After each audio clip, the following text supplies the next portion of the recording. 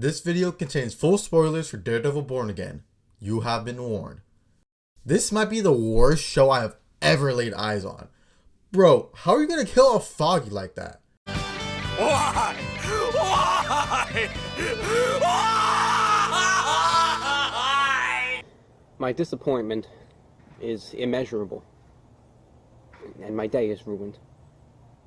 There was no reason to disrespect him like that. Thanks for giving me depression, Marvel. Okay, but all rage baiting aside, I'm loving Born Again so far. Some of the stylistic choices are a bit of a shock to the system, but I still think it's great. Obviously, the original show is peak in almost every way, but I appreciate that they allowed for a different creative vision while respecting both the Netflix show and Daredevil as a character. I saw this one nitpick saying they liked the cinematography in Netflix's show better because it felt a lot grittier. Born Again feels more high budget and therefore you lose some of that grit. While I 100% understand the argument and do actually agree to a certain extent, I think you can make an argument that this reflects the themes of the show. No longer is Kingpin the shadowy crime lord. He's the elected mayor of New York. The stakes are higher than ever, and the cinematography reflects this shift in power. As always, everything about Kingpin has been amazing. The way he's running his campaign is so interesting. You almost want to believe he's changed.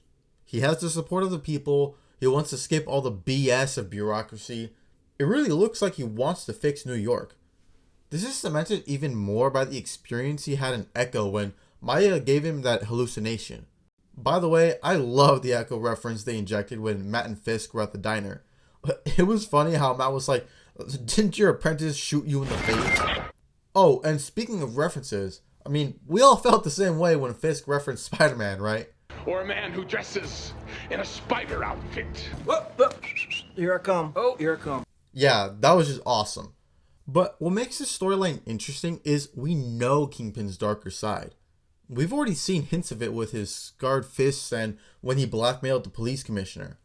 It's hard to tell if Fisk is actually trying to change or, as Matt says, if he's gaming the system. That's what makes it such an interesting watch. It's really unpredictable and you're kind of just waiting to see when Kingpin is going to explode. Sort of unrelated, but Fisk and Vanessa having marital problems isn't what I was expecting at all. It's not bad or poorly done. It's just weird because in the Netflix show, they were all lovey-dovey. Again, it's a bit hard to tell if this is all a ploy because the therapist they're seeing is, seeing Matt. But we'll have to wait and see.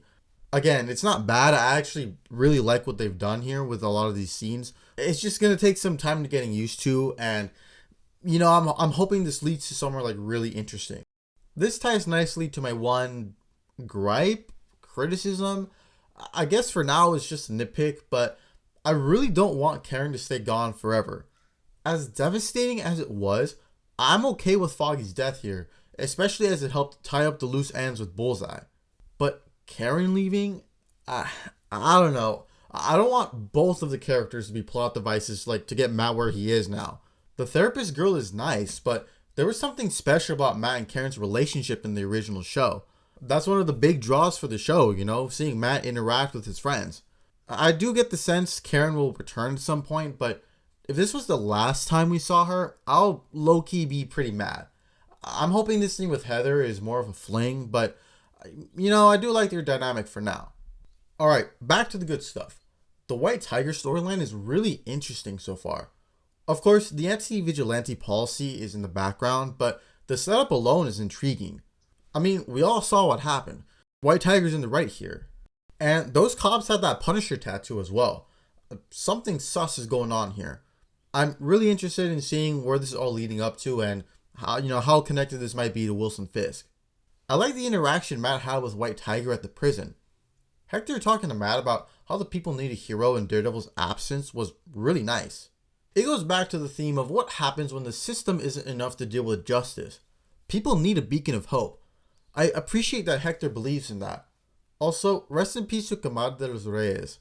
I don't know much about him or White Tiger, but I'm already loving this character. It sucks that he died before he could see his work. My prayers go out to his soul and his family. Overall, I'm satisfied with Daredevil Born Again, and I can't wait for the next episode. There was a comment the showrunner made a few weeks ago that potentially hinted at less talking scenes, but so far, most of the interactions have been great. Kingpin talking to Ben Urich's daughter was chilling. I like Matt's discussions with Cherry and White Tiger.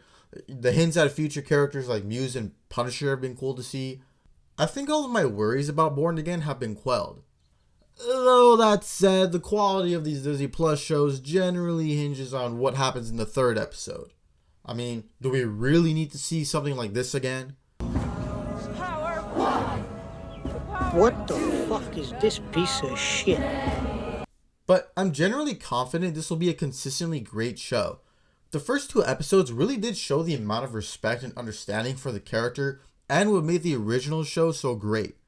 Again, some of these stylistic and character choices are a shock to the system, but outside of Karen leaving and a few weird VFX every now and again, there's nothing I can really say that was bad. I think we'll be eating good with this one. It's gonna be good! But what did you think of Daredevil Born Again? Did you love it? Did you hate it? Have you recovered from Foggy's death? I sure haven't. Let me know down in the comments. Thanks for watching, and may the Force be with you.